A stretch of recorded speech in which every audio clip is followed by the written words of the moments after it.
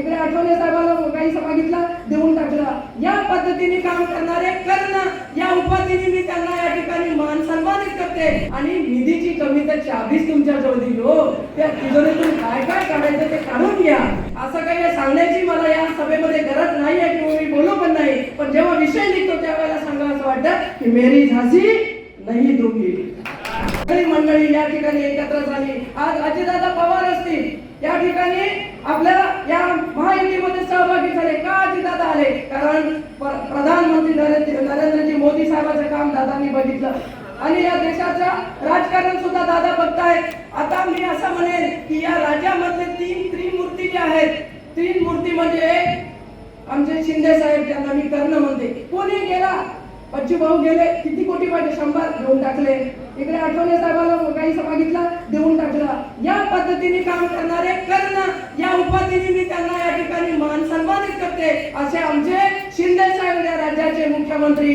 आणि हे सरकार बनवण्यासाठी ज्यांचा सिंहाचा वाटा आहे ते आमचे चाणक्य आहेत, देवेंद्रजी फडणवीस साहेब, की ज्यांनी हे सरकार बनवलं.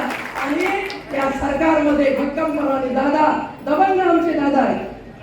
दादा की दादागिरी तर सब जगह. आणि त्याच्यामुळे आणि इंद्रनील भाऊ, तुमचं नाव या ठिकाणी पहिले पण घेतलं, तुम्ही नेतेच आहात राष्ट्रवादीचे जिल्ह्याचे. आणि निधीची कमी तर चाबीच तुमच्या जवळ दिली हो.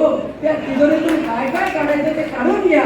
परंतु मोदी साहेबांना आपल्याला या देशाचं परत प्राईम मिनिस्टर बनवायचं आहे. आणि सामाजिक विषय या ठिकाणी आपण मांडला. मी असा सामाजिक विषय काही बोलणार नाही, पण एक रात्र या ठिकाणी सांगू इच्छित. असं काही सांगण्याची मला या सभेमध्ये गरज नाही आहे किंवा मी बोलू पण नाही. पण जेव्हा विषय निघतो त्यावेळेला सांगा असं वाटतं की मेरी झाशी नाही दूंगी.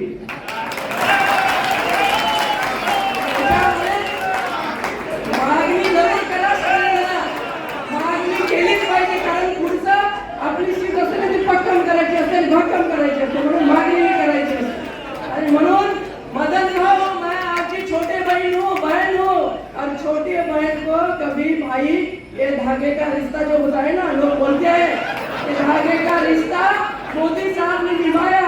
हाँ, मोदी साहब ने निभाया, लेकिन हमारे एक भाई है, हमने जिनके साथ में काम किया, मेरे धागे के ऊपर बोलते, मेरे भाई धागे के ऊपर मत बोलो, ये धागा बहुत पवित्र है.